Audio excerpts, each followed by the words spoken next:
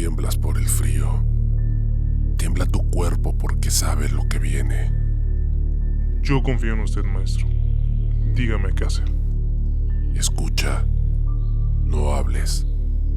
Si hablas durante el proceso, morirás. Enciende la hoguera como te he enseñado. Que el fuego sirva para separar tu carne. Más grande, que arda como arderán ellos cuando no te reconozcan.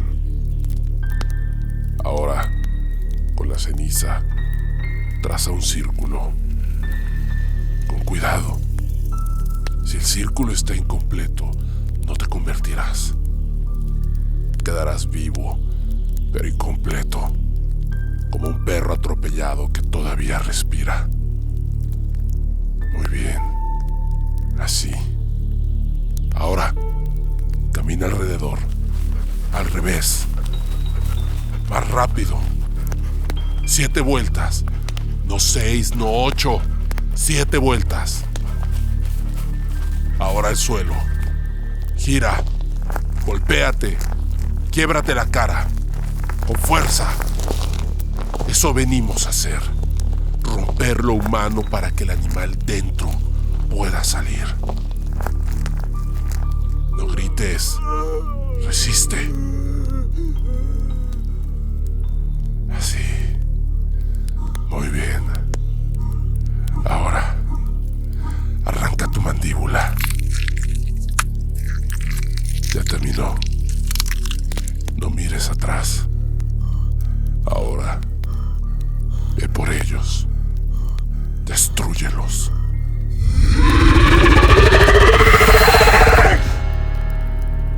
En este episodio de Siniestro, te contaré 3 relatos reales y perturbadores sobre una de las creencias más antiguas y temidas de Mesoamérica, el nahualismo. Vamos a hablar de personas que realizaron rituales para dejar su forma humana y convertirse en criaturas grotescas. Los relatos que escucharás incluyen procesos de transformación real, golpes, quiebres, sangre, pactos, abusos encubiertos, consecuencias físicas reales. El nahualismo no es un don. En estas historias no habrá animales mágicos. Si decides quedarte, deberás escuchar hasta el final. Apaga las luces, sube el volumen y disfruta de este episodio Siniestro.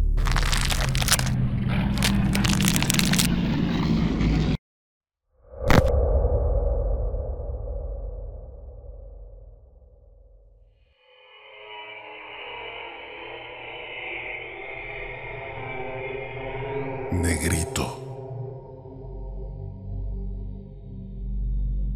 Llevaba meses triste, sintiéndome muy sola. Chilaquil, el perro que había estado conmigo desde niña, había muerto. En casa de mis padres siempre hubo muchos animales, pero él era distinto. Siempre me seguía, se dormía pegado a mi pierna, me buscaba para acurrucarse cuando estaba enojada o cansada. Cuando me independicé, ni lo pensé. Se vino conmigo. Un perro así no se deja atrás. Pero ahora volví a estar sola en el departamento. Y mi tristeza, contrario a todo lo que mis familiares y amigos pudieran creer, no estaba siendo pasajera. Una amiga insistió llevarme a una feria de adopción. Me dijo que valía la pena darle una oportunidad a otro animal, que Chilaquil ya estaba descansando y que afuera había demasiados perros esperando algo tan simple como un techo y una mano que no los lastimara. Me convenció. Caminamos entre jaulas marcadas con carteles y voluntarios explicando los procedimientos. Al principio no había mucho interés de mi parte, hasta que, al fondo, cerca de una lona mal colgada, vi un perro negro. Estaba echado, con el cuerpo rígido, como si no quisiera ocupar espacio. El hocico tenía cicatrices viejas algunas mal curadas. Le faltaban mechones de pelo en los costados y en el lomo. Cuando me acerqué, no movió la cola ni intentó olerme. Solo levantó la cabeza lo justo para verme un segundo y volvió a bajarla. No reaccionó a mi voz ni a los chasquidos. Me dio lástima verlo así, tan retraído, como si ya hubiera dejado de esperar algo del mundo. Llené los formularios y lo llevé conmigo. Lo llamé Negrito. Los primeros días confirmé que era un perro inusualmente silencioso y pensé que eso sería útil para un departamento. No ladraba, no era inquieto, no buscaba salirse a cada rato. Eso sí, me observaba mucho. Se sentaba en un rincón y evaluaba cada movimiento, como si necesitara entender la rutina antes de participar en ella. Cuando llegó el momento de llevarlo a la calle, no aceptó la correa. Se tensaba, retrocedía, apartaba el cuello. Pero en cuanto yo desistía y la guardaba, él caminaba a mi lado sin alejarse ni un metro, como si supiera exactamente hacia dónde íbamos y qué ritmo debíamos seguir. Lo de la correa era, hasta cierto punto, aceptable, comprensible, pero después vinieron los pequeños límites cruzados. Primero fue el sillón. Se subía apenas me daba la vuelta, se acomodaba y fingía dormir. Luego comenzó a intentar subirse a la cama, con cuidado. Apoyaba la cabeza en la orilla de la almohada y me daba la espalda. No me gustaban sus pelos por todos lados, pero la casa se sentía demasiado vacía sin Chilaquil, así que lo dejé. Con los días se volvió más insistente. Si me levantaba al baño, caminaba detrás de mí y se echaba a mis pies apenas cerraba la puerta. Si cambiaba de cuarto, me seguía sin importar cuántas veces lo hiciera.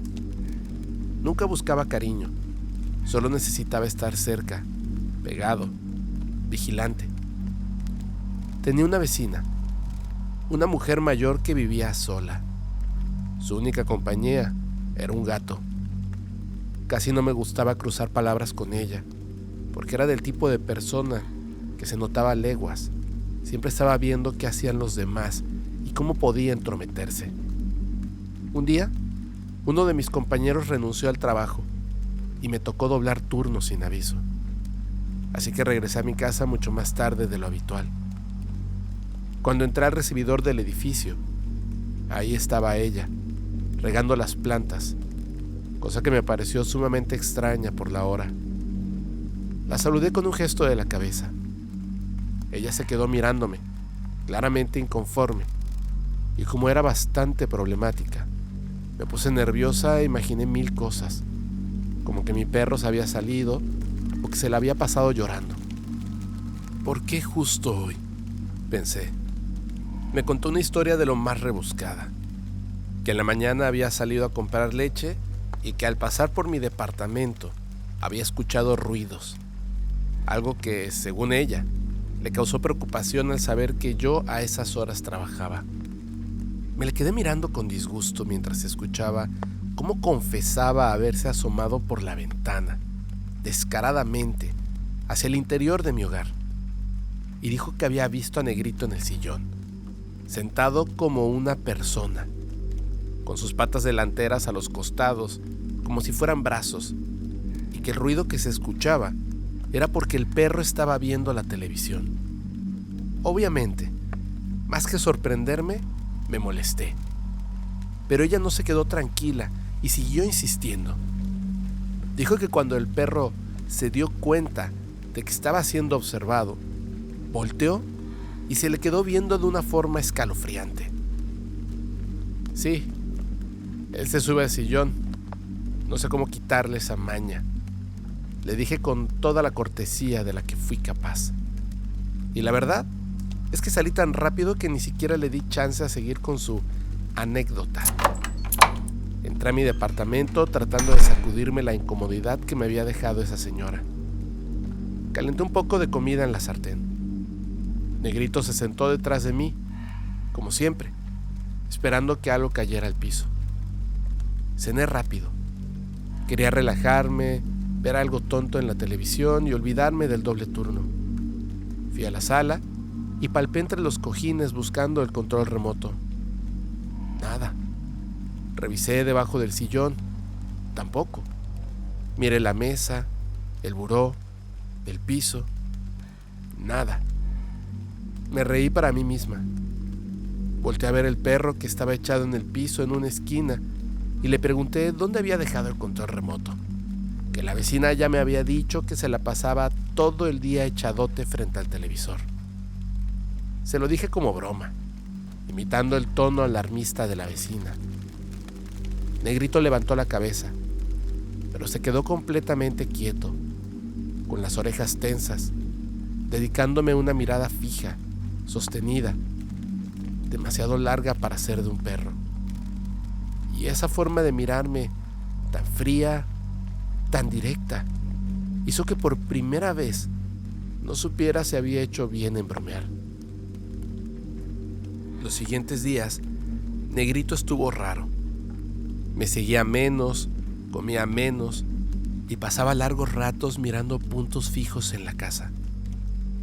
Una semana después, volví a llegar tarde. Mi departamento estaba oscuro, excepto por la línea de luz que escapaba desde la cocina. La puerta estaba ligeramente abierta. No recordaba haberla dejado así. El perro estaba comiendo. Lo escuché masticar, pero me preocupó que no era el sonido crujiente de sus croquetas. Era otra cosa, algo blando. Empujé la puerta despacio y encendí la luz. Negrito estaba agachado sobre un gato. El cuerpo del animal estaba abierto desde el abdomen, una línea roja y brillante que dejaba ver vísceras expuestas. La sangre se había acumulado en el mosaico en un charco espeso, oscuro, con bordes que ya empezaban a secarse. Negrito tenía una pata delantera presionando el tórax del gato, clavando el peso con una seguridad inquietante, suficiente para inmovilizarlo mientras le arrancaba trozos de carne con los dientes. Masticaba despacio. La lengua limpiaba la sangre que goteaba por el hocico. Las patas sostenían el cuerpo para ayudarlo a despedazar. El gato aún tenía espasmos ocasionales, movimientos grotescos. Negrito levantó la cabeza cuando sintió la luz. El hocico estaba cubierto de sangre. Había hebras de carne pegadas entre los dientes. La mandíbula se movió mientras tragaba el último bocado, y el sonido fue tan claro que me provocó escalofríos. Me miró fijamente, con la boca aún abierta, respirando por ella, como si estuviera evaluando la distancia entre nosotros.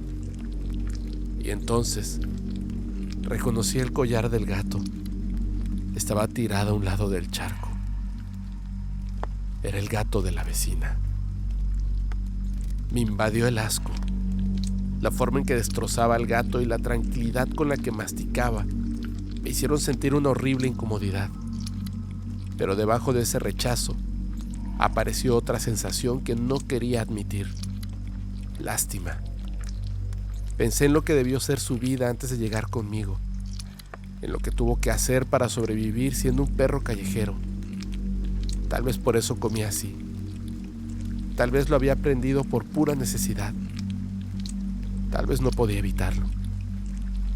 Y aún así, esa lástima me dejó un nudo en la garganta, porque no solo era triste, era peligroso, injusto para los demás.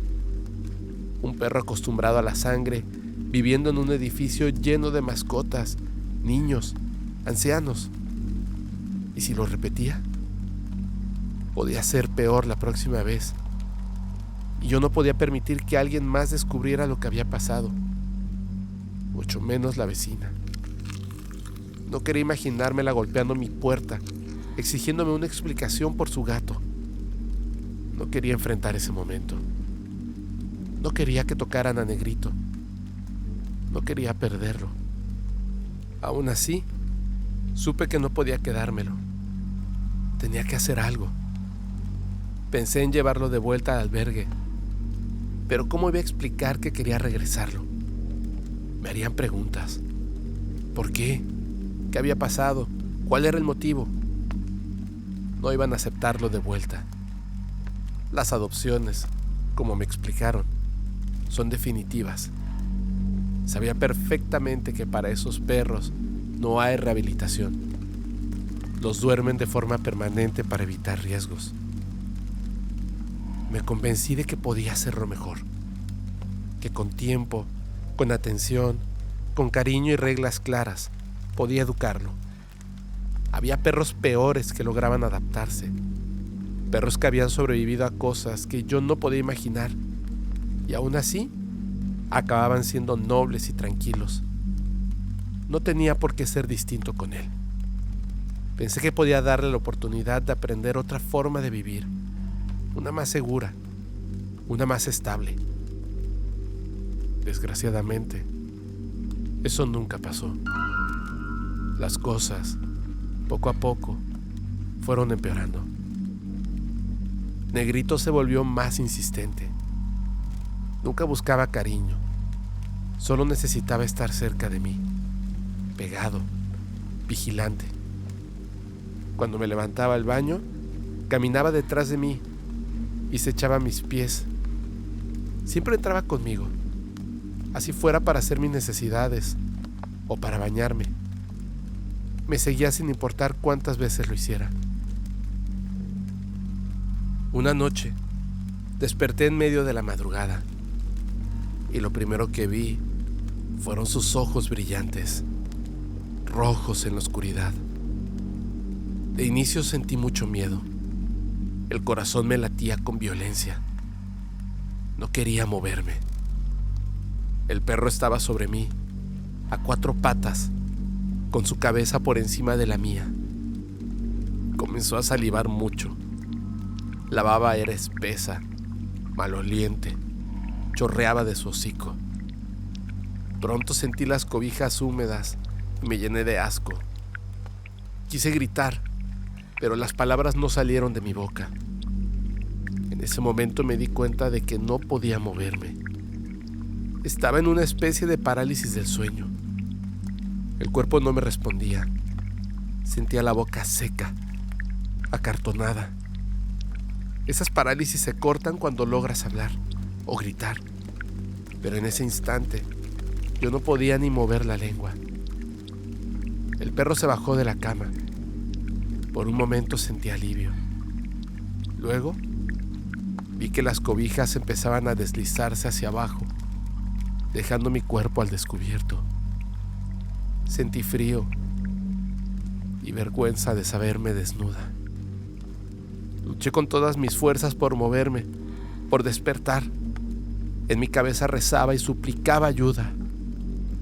Nadie escuchó. El maldito perro comenzó a lamerme los dedos de los pies, muy lento. Luego pasó de los dedos al empeine, deslizando la lengua como si estuviera reconociendo la textura. Las piernas no me respondían. El corazón me latía tan fuerte que podía escucharlo. Luego subió un poco más, despacio. Me estaba probando. Yo quería gritar, quería mover las piernas, patearlo, hacer cualquier cosa. Nada.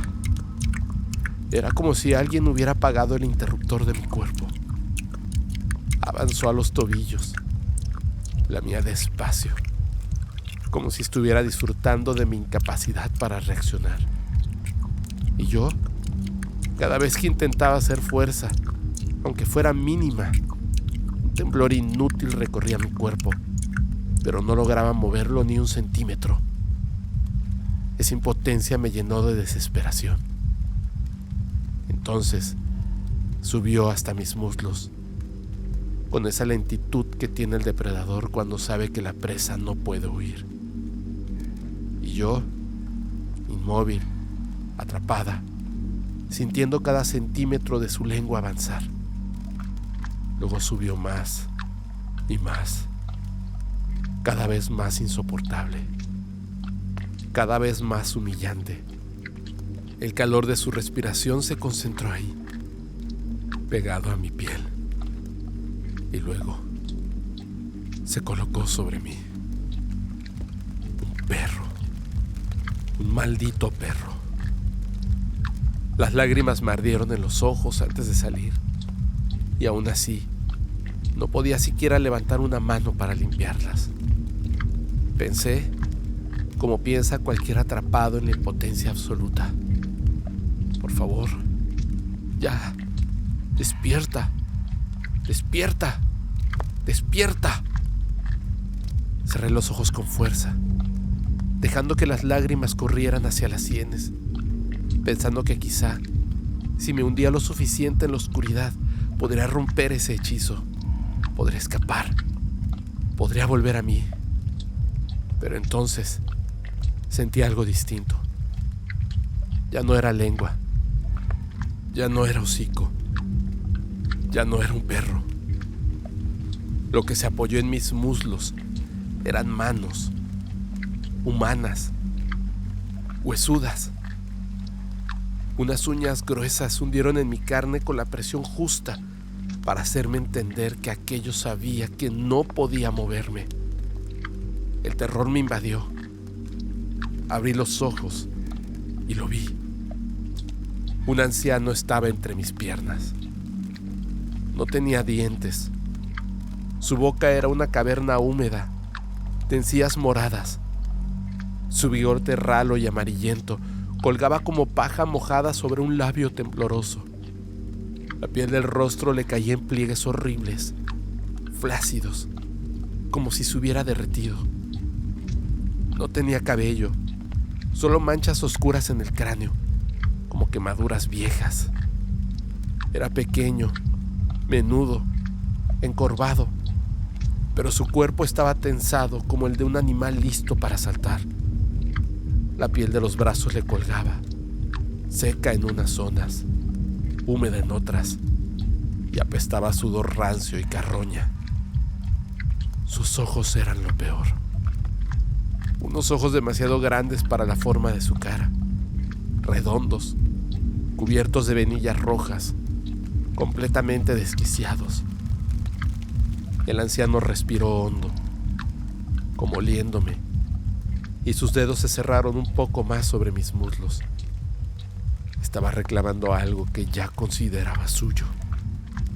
Y yo, paralizada, llorando en silencio, solo pude pensar: despiértate ya, por favor.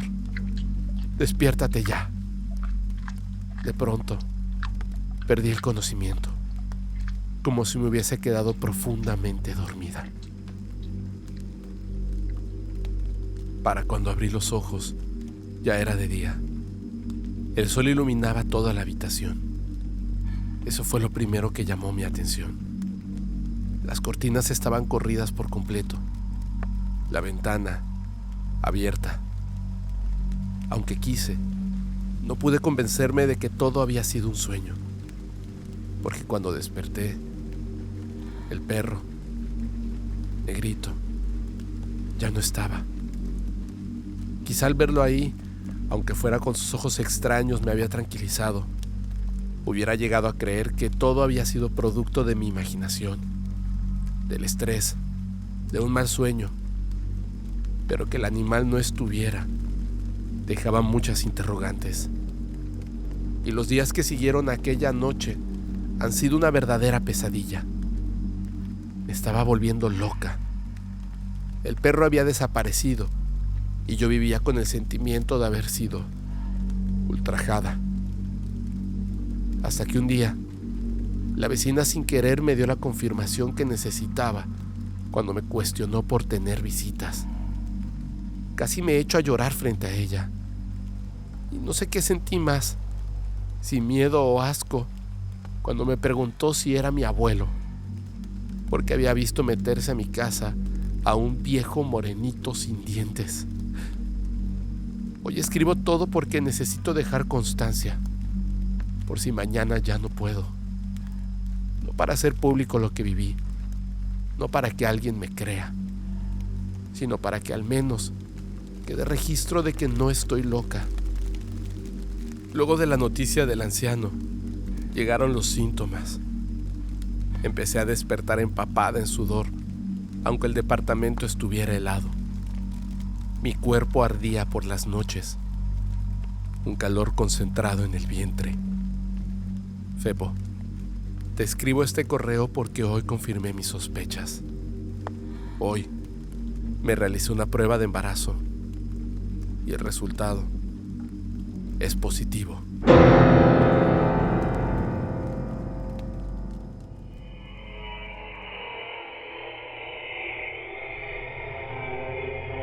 El buitre.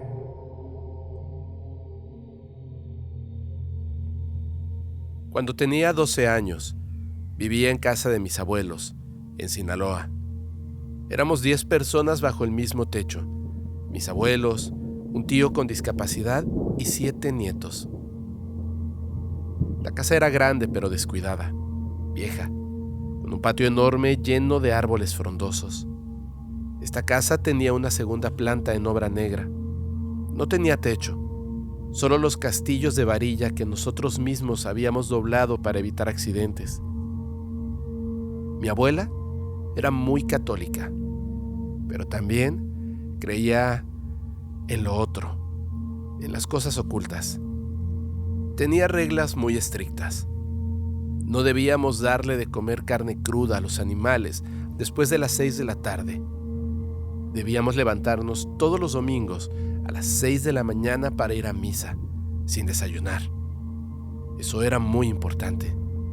A más tardar, a las 7 de la noche, debíamos estar bañados y acostados. Nadie podía levantarse a cenar después de las 9 de la noche.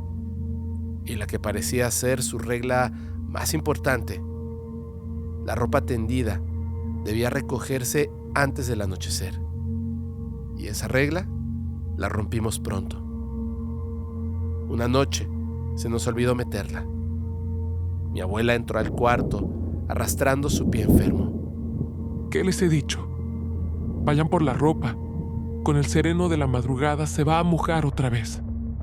Como yo era de los pocos que aún estaban despiertos, me tocó a mí realizar esa tarea. Aunque trataba de ser valiente, le tenía un miedo profundo al patio. Salí. Siempre estaba muy oscuro, y en ese entonces no había celulares ni lámparas de mano. Decidí cargar toda la ropa de una sola vez. Me puse prenda por prenda al hombro, con cuidado, para evitar una segunda vuelta. Pronto, la pila era tan grande que me tapaba un poco los ojos. Caminaba a tientas, reconociendo el suelo por memoria, esperando no tropezar con alguna tabla de nuestras travesuras diarias. De repente, sentí un escalofrío en la espalda y la sensación de que alguien me miraba. Siempre fui nervioso, así que pensé que era mi abuela, vigilándome desde la ventana porque ya me había tardado. De regreso tenía que pasar por un arco que separaba el patio de la cochera. Ya conocía el camino, pero con la ropa encima apenas veía por dónde caminaba. Cuando crucé el arco, alcé la vista. En lo alto, sobre uno de los castillos de metal, estaba posada una figura enorme. A primera vista pensé que era una persona, vieja, con una piel llena de pliegues, encorvada, con el pecho pegado a las rodillas y unos brazos demasiado largos, colgando inertes. Pero cuando forcé la vista, la cosa entera empezó a deformarse ante mis ojos. No era humana. Tenía la forma de un buitre descomunal, un ave grotesca, demasiado pesada para sostenerse allá arriba. Quise pensar que era un tonto pájaro común, que no debía asustarme, y aunque la criatura estaba inmóvil, producía un sonido que no puedo describir porque no hay nada que yo haya escuchado antes que se le parezca. Inevitablemente, tuve que verlo más de cerca. Entonces me di cuenta de que ese animal, esa cosa, tenía cabello. un cabello húmedo, apelmazado, oliendo a algo rancio que se podía sentir incluso desde donde yo estaba. Para mi desgracia, esa cosa me miraba directo, sin parpadear, con esa cabeza llena de pelos que se movían como gusanos. Abracé la ropa lo mejor que pude y me eché a correr tan rápido como me lo permitía el mantener el equilibrio. No quería correr el riesgo de que me mandaran afuera de nuevo. ¿Qué te pasó? ¿Qué viste?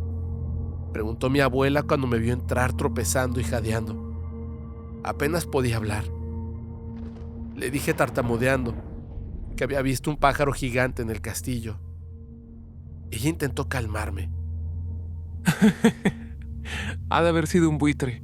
Aquí hay muchos, dijo, riéndose con esa boca desdentada que me desagradaba. Pero yo sabía que no. Un buitre no te supera en estatura, y mucho menos tiene cabello humano. Aún así, me dio agua con azúcar para el susto. A la mañana siguiente, mis hermanos se fueron a un taller que tenían en la iglesia y me tocó quedarme para cuidar a mi tío.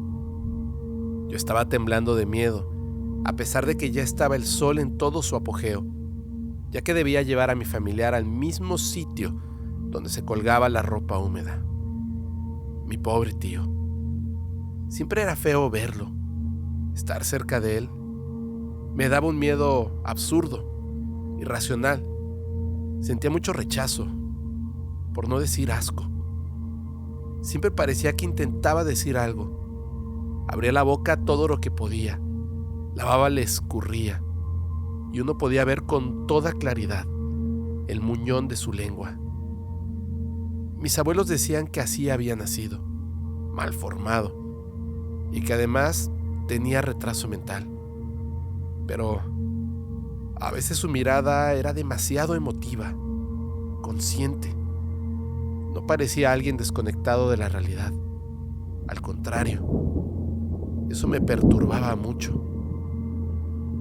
Pasé varios días tratando de olvidar el incidente con el buitre, convenciéndome de que todo había sido mi imaginación, que no había visto nada, o que si acaso había sido un buitre común y corriente, sin cabello, sin nada raro más que el afán de mi cerebro por torturarme.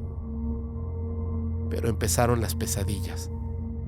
Soñaba al buitre dentro de la casa, sobre mi abuela, lamiéndole la cara con lentitud. Otras veces lo soñé a los pies de su cama, mientras ella yacía acostada, rígida, asustada. El ave se la estaba comiendo. Le arrancaba carne de la planta de los pies y luego parte de sus dedos. Disfrutaba cada pedazo. A veces lo soñaba posado en mi ventana. Otras se metía en mi cuarto y me olía, hundiendo el pico en mis costillas. Siempre despertaba sin aire, con los dedos entumecidos o los brazos dormidos como si algo me hubiera estado aplastando durante la noche. Y un olor característico que se repetía una y otra vez cuando yo tenía estas pesadillas. Tierra, basura podrida, carne cruda, algo rancio. Yo le contaba a mi abuela y ella me mandaba a poner semillas y ramas secas en las ventanas y en las puertas para protegerme, según decía. Pero yo notaba que cada vez dormía menos y me sentía peor. Pasaron los días. Ya no eran solo pesadillas. Había noches en las que abría los ojos y juraba ver una sombra enorme cruzando frente al marco de la puerta. Al mismo tiempo, el cansancio me estaba quebrando. Mis dedos amanecían entumidos. Mis brazos dolían como si hubiera cargado piedras toda la noche. Una vez desperté con sangre seca en la almohada y un rasguño profundo en el cuello. Otra, con un puño de tierra dentro de la boca. Esa vez sentí muchísimo miedo. Recuerdo que desperté únicamente por la sensación de estarme ahogando. Y al abrir los ojos, lo primero de lo que fui consciente fue del sabor. Me incliné a un costado de la cama para escupirlo. Casi me ganan las ganas de llorar. Y es que, mientras escupía, sentí como se me enredaban cabellos en los dientes. Cabellos que me recordaban a los del buitre. En ese momento decidí que ya no podía seguir quedándome callado. No decía nada porque sabía que nadie me creería. Pero mi abuela, ella sabía algo. Así que bajé decidido a obtener respuestas. La encontré sentada en su mecedora, tejiendo. Las hebras eran negras, duras, parecían cabello quemado. El cuarto olía a humedad, lejía, tierra. Un olor muy similar al que desprendía el buitre de mi tormento. Abuela, Dije, intentando controlar la voz. necesito que me digas la verdad. Ella no dejó de tejer, ni siquiera alzó la cabeza. Me hizo preguntas que pretendían ser ingenuas, pero que yo sentí como un insulto personal, y sentí como el estómago se me revolvía de rabia. Y es que mientras más se resistía a hablar, más me daba la impresión de que ocultaba cosas y que lo hacía a propósito. Y yo no sabía si reír, si llorar, si odiarla, ¿o acaso estaba exagerando? Finalmente, me arrodillé frente a ella. Era más mi temor. Estaba temblando de desesperación. Abuela, no estoy bien. Le dije. No he dormido tranquilo ni una noche desde que vi a esa cosa.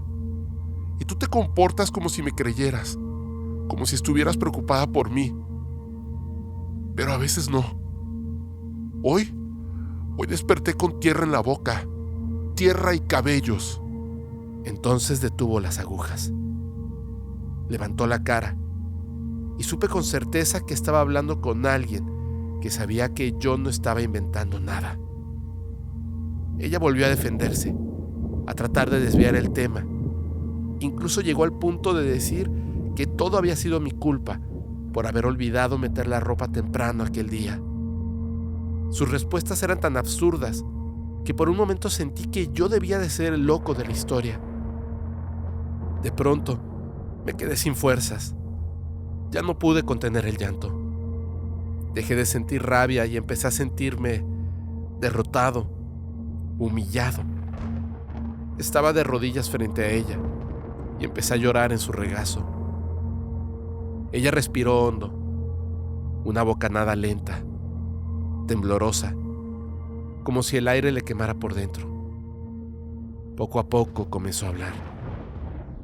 Me contó que cuando era niña, ella y su familia vivían en un cuartito de madera, que una noche las gallinas chillaron como si las estuvieran matando y su mamá la mandó a ver. Fue entonces cuando lo vio, en un árbol. Me dijo que era grande, muy grande, con las alas plegadas y los ojos como carbón encendido, y que la miró de una forma que ya no la dejó dormir nunca igual. Otro detalle que mencionó fue que ese buitre sí tenía cabello, largo, grasoso, colgando como si fueran las tripas de alguien, y que cuando volvió a la cama esa noche, lo soñó. Soñó que le arrancaba los dedos de los pies, uno por uno, mordiéndolo suave, como si se lo saboreara. Un escalofrío me recorrió el cuerpo. Abuela, ¿qué es eso? Yo lo he soñado así, igual, comiéndote los pies. Ella me miró un momento, sin parpadear. Se inclinó hacia mí y por primera vez sentí que el olor a rancio venía de ella. Me dijo que hay personas marcadas, gente que nace con poder. Así le dicen, poder.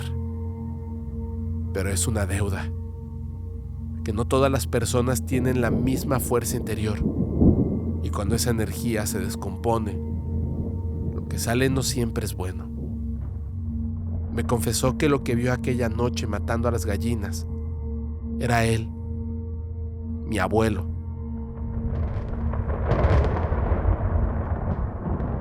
Ese mismo día, él la probó y la marcó. Ahora, a las mujeres de nuestra familia les toca sostener al nahual, cuidarlo, protegerlo, asegurar que tenga cerca lo que necesita para volver a levantarse cada vez que se destruye. Si él llega a morir, la maldición no desaparece. Cae sobre ellas, las mujeres. Esa, mijito, no es vida para una mujer. Me explicó que aunque suene monstruoso o injusto, el nahual otorga bendiciones.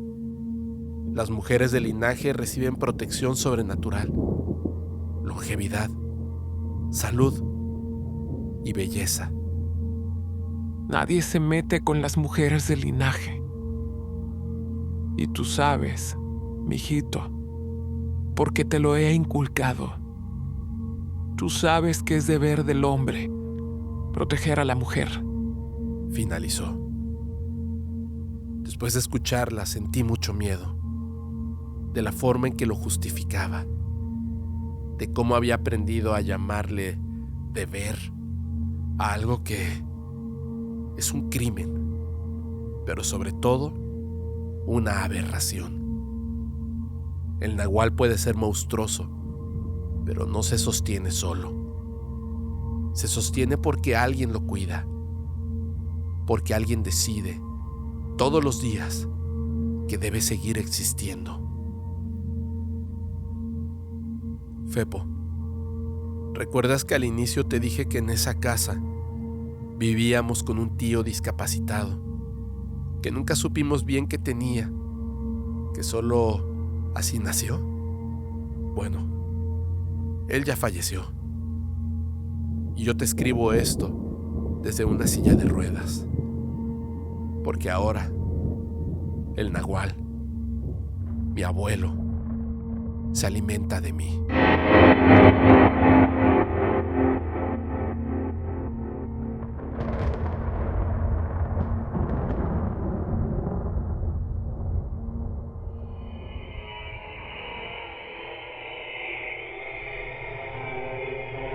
La noche del monte.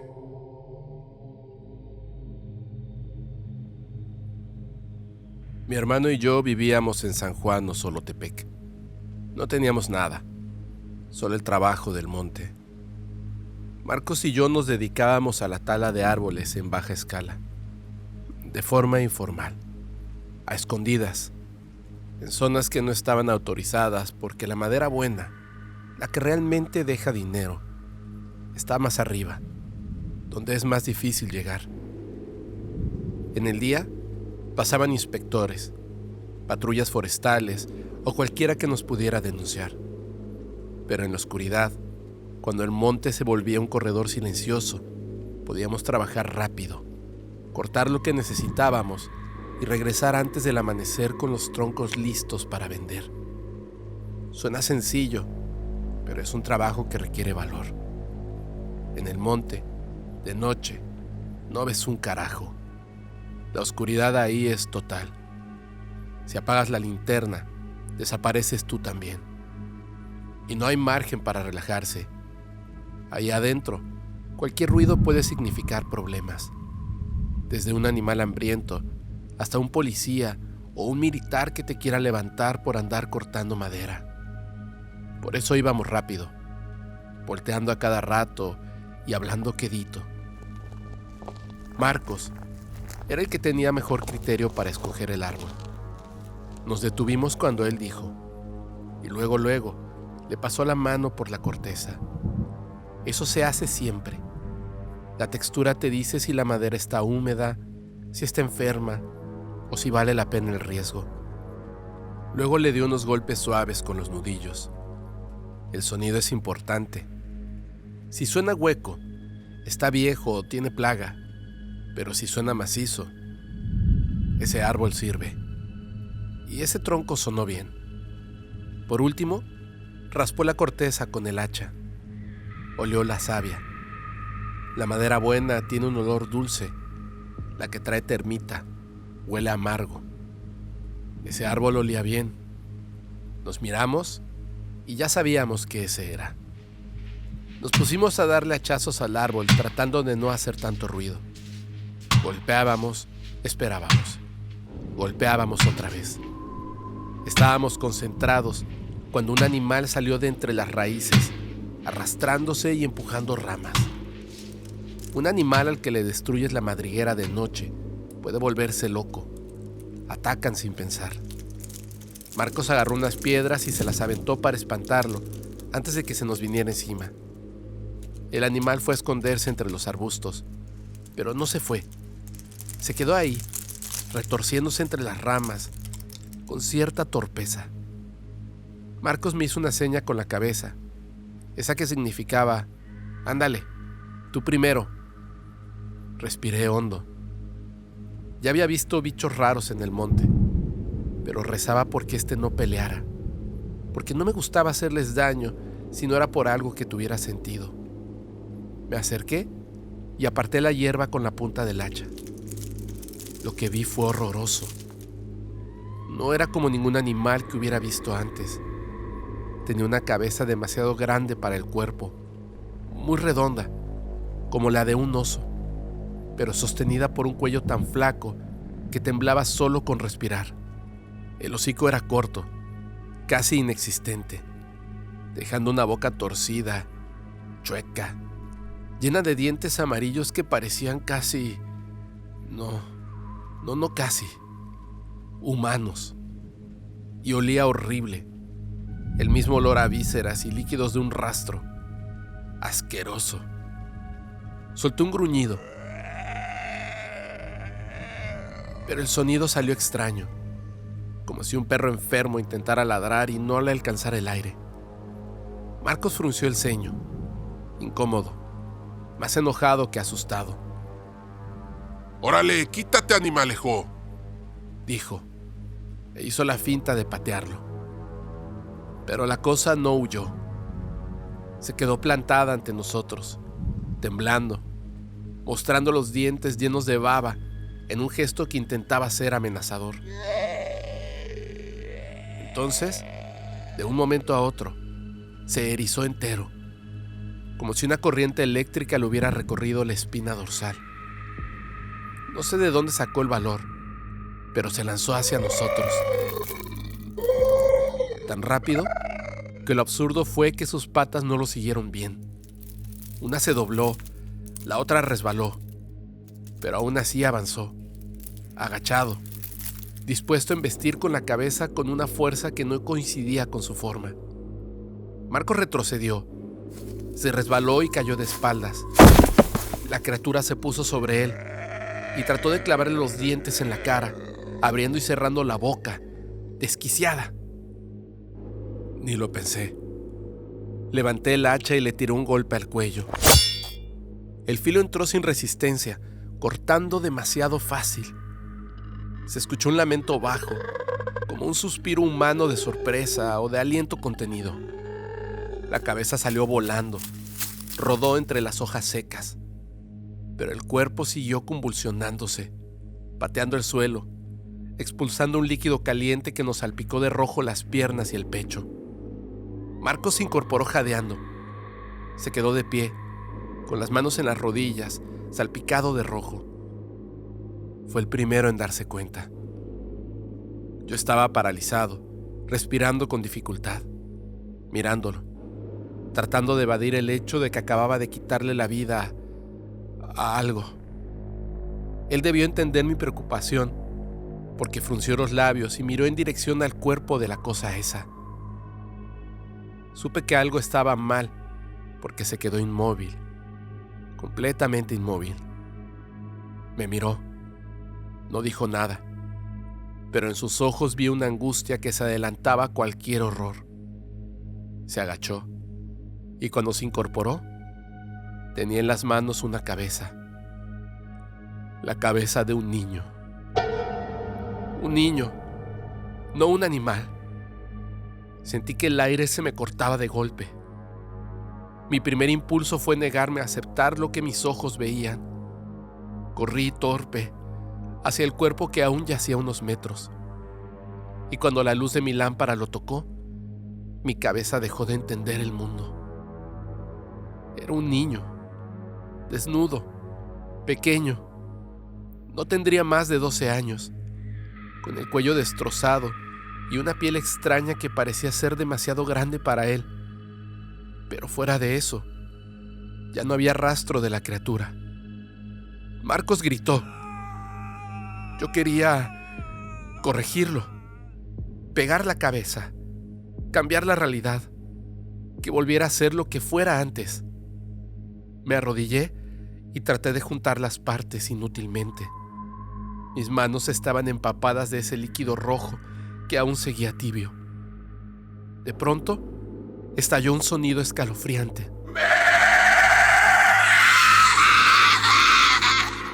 Como una cabra, pero no era normal. Era un alarido histérico, desgarrador. Levanté mi lámpara sin estar seguro de querer hacerlo, iluminando la espesura de la vegetación a espaldas de Marco. Entre las hojas, algo se movió. 2 pequeños destellos de color rojo, suspendidos en la oscuridad. Eran unos ojos. La criatura se agitó en cuanto se supo descubierta. Alcancé a ver un cuerno largo y retorcido antes de echarme a correr. Corrí sin pensar nada, sin avisarle a Marco, aferrándome a mi lámpara y al hacha. El pobre me siguió como pudo, sin luz, sin tiempo de agarrar nada. Mientras corría, daba saltos para esquivar la hierba. La luz se tambaleaba, rebotaba, se perdía entre los arbustos.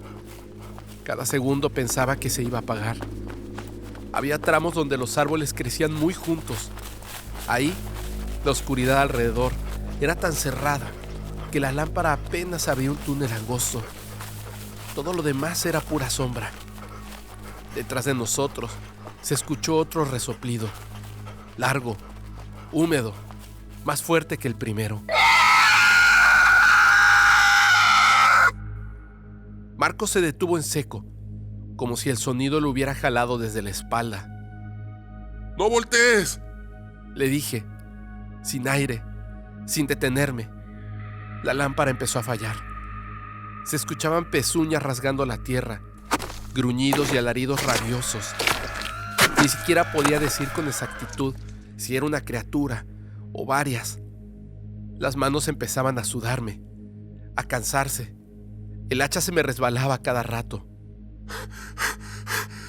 ¡No te pares, Marcos! ¡No te pares!, repetía, pero no sabía si se lo decía a él o a mí. La huida le estaba costando bastante caro. Ya no podía respirar bien. Sollozaba. Llegó un punto en el que simplemente cayó de rodillas. Fui a jalarlo. Le exigí levantarse, pero él simplemente ya no podía. Se quedó ahí llorando de impotencia, mientras yo me moría de angustia y lo odiaba por haberse detenido. Y entonces se escuchó el mismo sonido colérico de la cabra. Mucho más cerca, tan cerca que sentí cómo vibraba el suelo bajo mis botas. Traté de alumbrar. La lámpara seguía fallando. Entre destellos vi algo cruzar entre los árboles. Una sombra alta, con una silueta que no pude entender. Solo sé que los cuernos eran lo único claro. 2 sombras negras inclinándose hacia nosotros. Marcos, no sé de dónde o cómo, consiguió hacerse con un tronco bastante grueso y sin pensar nada, se abalanzó sobre aquella cosa sin siquiera preparar el salto. Simplemente empujó al monstruo y cuando vio la arremetida con los cuernos que le esperaba, interpuso el tronco para protegerse. El golpe sonó horrible. Yo sentí el sonido en los dientes.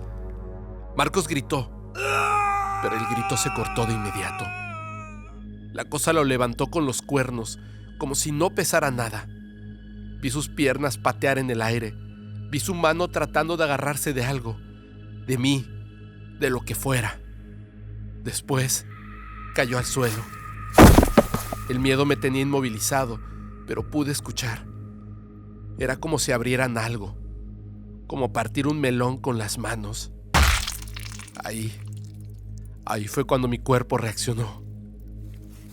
Corrí nuevamente. Lo dejé tirado en el suelo con esa cosa encima. Fue muy poco lo que logré avanzar antes de que los gritos de mi hermano se apagaran de golpe. Grité su nombre, pero ya no respondió. Entonces seguí corriendo. Lo abandoné. No quise hacerlo, pero lo hice. Seguí corriendo hasta que me dolieron los pulmones. Llegué al pueblo gritando por ayuda como un loco desesperado. Daba vueltas, gemía, sollozaba, veía borroso, escupía para evitar vomitar. Me temblaban las manos, temblaba todo. La gente empezó a salir. Me veían raro, con desconfianza, con precaución. No estoy seguro de cuánto tiempo pasó hasta que apareciera mi papá, y recuerdo su forma de mirarme mientras yo lloraba con la ropa empapada de rojo, sin poder decir bien lo que había visto. Solo recuerdo que gritaba que mi hermano, Marcos, estaba muerto. Al ver mi incapacidad para explicar, mi padre organizó a varios hombres para que, ya armados, me siguieran de vuelta al monte. Cuando llegamos, todo estaba en silencio. No había rastros del animal ni del niño. Solo Marcos, tirado, despedazado. No quedaba una sola parte unida de él. Parecía que lo habían rebanado con un hacha. Mi padre se quedó helado, paralizado, con los ojos desorbitados, completamente en estado de shock. Los demás vieron aquello y no dudaron en tomar acción. Se abalanzaron sobre mí para inmovilizarme, y yo no podía dejar de llorar y gritar que no había sido yo, que había sido otra cosa, un monstruo. Alguien me pegó con un palo detrás de las rodillas para que perdiera el equilibrio. Caí, me jalaron del cabello, me patearon las costillas mientras me exigían decir la verdad. Yo negaba todo, pero luego encontraron la cabeza del niño y vieron lo mismo, el golpe de un hacha. Me golpearon, me patearon en el suelo, me gritaban asegurando que yo era el culpable. Perdí la mitad de los dientes, me rompieron los huesos de las manos a pisotones. Perdí la conciencia y reaccioné hasta que mi padre pudo salir del shock para defenderme, justo cuando ya me apuntaban con las escopetas. Si no fuera por él, me habrían matado ahí mismo. Resistí lo más que pude, pero perdí el conocimiento por la golpiza. No sé cuánto tiempo, no sé dónde. Solo sé que me llevaron a las autoridades, y ahí me acusaron de matar a mi hermano.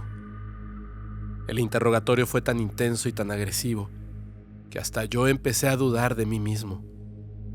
A veces creía que lo había imaginado todo, que estaba loco, que si fui yo quien lo hizo, y mi mente lo disfrazó con monstruos para lidiar con la culpa. Me sentenciaron rápido. No hubo investigación real, no hubo peritajes profundos. En los papeles quedó escrito que yo había perdido el control, que había confundido a mi hermano con otra cosa, que la oscuridad, el cansancio y el miedo me habían hecho ver monstruos. Yo mismo terminé leyendo esas palabras tantas veces que empezaron a meterse en mi cabeza. La cárcel terminó de hacer el trabajo. Ahí adentro, no eres una persona. Eres un pedazo de carne que todos reinterpretan como quieren. Me llamaban Caín.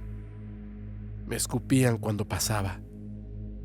Algunos decían que yo era peor que los animales porque había matado a sangre fría. Otros no me decían nada. Solo me miraban las manos con las que había cortado árboles toda mi vida. Las manos con las que había intentado juntar la cabeza de un niño a su cuerpo. Por las noches no dormía. Cerraba los ojos y volvía a escuchar el sonido del hacha entrando demasiado fácil. Volví a ver el cuerpo convulsionándose. Volví a escuchar a Marcos gritar. Y luego, el silencio. A veces despertaba convencido de que todo había sido una invención, que yo había enloquecido en el monte, que había sido yo, que no había habido criatura, ni cuernos, ni ojos rojos. Eso era peor, porque si había sido yo, entonces no había castigo suficiente. Y si no había sido yo, entonces el mundo era un lugar donde algo así podía pasar sin dejar rastro, sin explicación. En la cárcel nadie quiere oír eso. Ahí aprendí rápido a callarme, a no hablar del monte, a no hablar del niño, a no hablar de mi hermano, Marcos. Decir que había sido un pleito era más seguro que decir la verdad. Pero por las noches soñaba con la cabra. Despertaba empapado en sudor, escuchando su balido dentro de mi cabeza. Y así estuve 20 años en prisión. 20. Ahí adentro, aprendí rápido que la justicia no existe y que la vida de un pobre no vale ni una ficha de dominó. Me metieron en un módulo violento, de esos donde te despiertas con un filo en la garganta o con un pie ajeno en la cara. Me golpeaban para ubicarme, me quitaban la comida, dormía sentado para que no me robaran la manta. Y nadie, absolutamente nadie me creyó lo que vi esa noche. Para ellos, yo era un criminal cobarde que inventó un cuento para evadir su culpa. Eso fue lo peor, que me obligaran a repetir la misma historia una y otra vez, mientras me miraban como si fuera un animal enfermo. 20 años escuchando que estoy loco. 20 años soñando con los ojos rojos detrás de Marcos. Cuando salí de la cárcel, ya no quedaba nada de la vida que conocí. Mis padres habían muerto y el resto de mi familia no querían saber nada de mí. Estaba solo. Volví a San Juan o Solotepec porque no tenía a dónde más ir. No conocía otro lugar. Renté un cuarto pequeño y encontré trabajo cargando costales en el mercado. Vivía callado, sin intimar con nadie. Pasaron los años. La soledad me tenía vacío por dentro, con la cabeza llena de ruidos que me torturaban. Me acostumbré a dormir con los ojos abiertos, a no confiar en ningún sonido fuerte, a sentir el olor a sangre en cualquier cuarto cerrado. No podía pensar en Marcos sin que me temblaran las manos. No podía escuchar un balido sin que el estómago se me cerrara. Caminaba como si todavía estuviera corriendo por ese monte. Todo lo que había vivido se me pegó al cuerpo, como un olor que no se quita. Culpa, miedo, rabia, asco de mí mismo. No sabía vivir sin revisar quién estaba detrás de mí cada 10 pasos. Pero con el tiempo pasó algo que no esperaba. Dejé el pueblo, cambié de trabajo. Intenté comenzar de cero sin decirle a nadie quién había sido yo. Conocí a una mujer buena, paciente, que no me preguntaba por qué siempre me quedaba mirando por la ventana antes de dormir. Con ella aprendí a respirar sin sentir que me ahogaba. Aprendí a confiar de nuevo. Nos casamos. Ella quería una familia. Yo tenía miedo, pero al final dije que sí. Cuando nació mi hijo y lo tuve en brazos por primera vez, sentí algo que no recordaba. Paz. Pensé que la vida al final me había dado permiso de seguir. Una noche, mi hijo no podía dormir. Yo caminaba con él cargado en los brazos, de un lado a otro de la sala, murmurando canciones de cuna para calmarlo. La casa estaba en silencio. Afuera no soplaba ni una brisa. Me acerqué a la ventana para que le diera el aire fresco en la frente. Y ahí la vi, en medio del patio, de pie, quietísima. La cabra, la misma, la de hace 25 años. Miraba directo hacia la ventana, no al jardín, no a la casa, a mí, a mi hijo en brazos.